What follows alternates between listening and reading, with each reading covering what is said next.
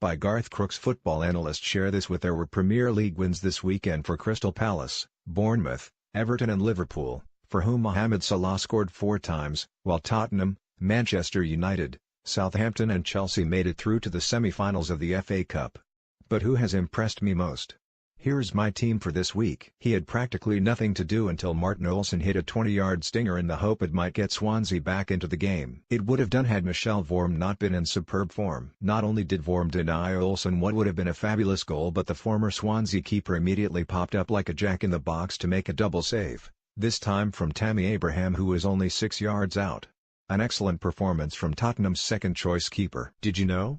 Michel Vorm made 2 saves against previous employers Swansea, keeping his first clean sheet away from home since February 2017, against Fulham. Cedric Soares: there have been 5 teams who have played in an FA Cup final and been relegated in the same season, and Southampton could join them. Their win against Wigan gave me mixed feelings. I'm not entirely sure of the merits of Mark Hughes walking straight into a job, having taken Stoke to the brink of relegation, but that's football.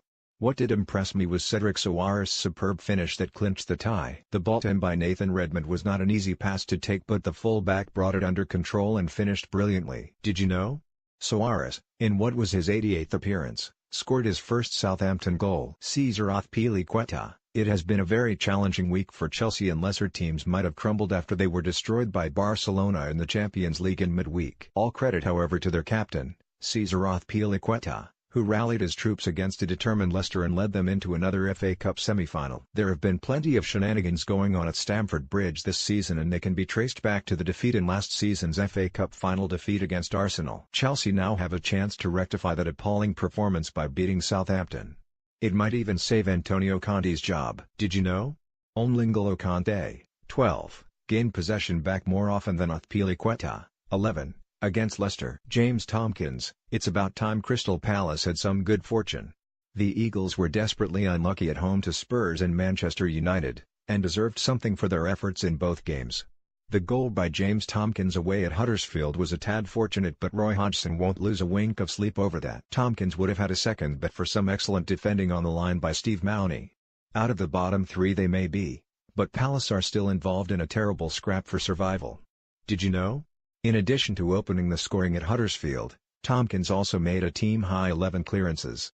Andy Robertson: what a cross from Andy Robertson for Mohamed Salah. It was a world-class ball from a young Scot who has only played a handful of games for club and country. The Champions League draw has pulled Liverpool vs Manchester City out as the tie of the round. It will be a game of huge importance for both clubs. I will be very interested to see how Robertson copes in that environment. Did you know?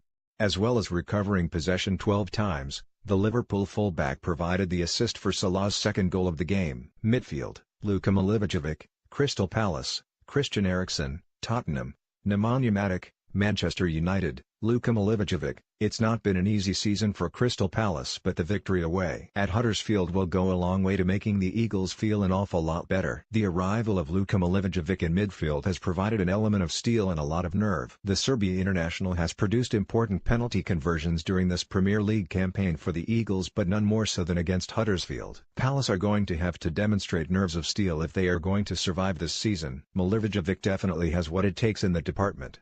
Did you know? After yet another goal from the penalty spot, Milivojevic has now netted 6 penalties in the Premier League this season, more than any other player. Nemanja Matic: can anyone explain why Antonio Conte sold Matic to one of his main rivals?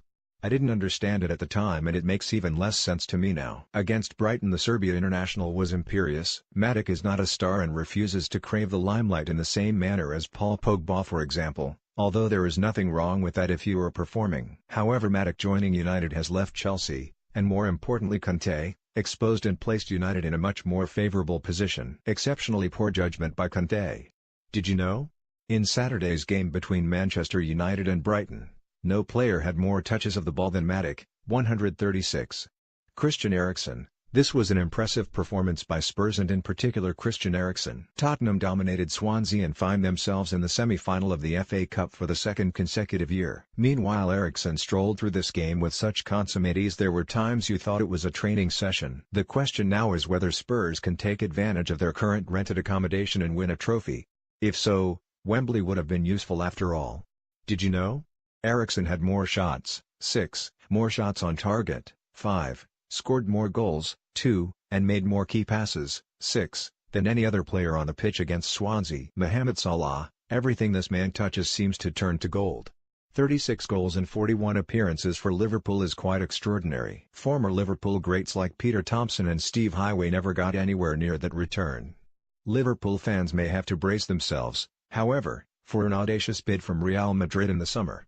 This lad is having the same impact across Europe as Gareth Bale had in his final season at Tottenham. And we all know what happened after that. Did you know?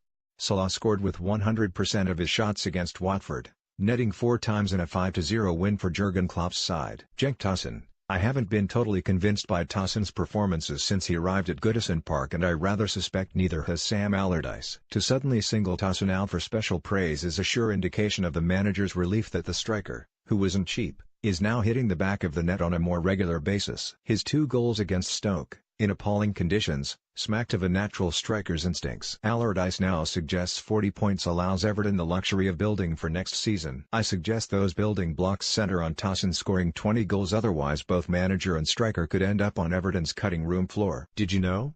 The Turkey international netted his double from just 3 shots on target at the Bet365 stadium. Romelu Lukaku is looking more like Didier Drogba the more I see him.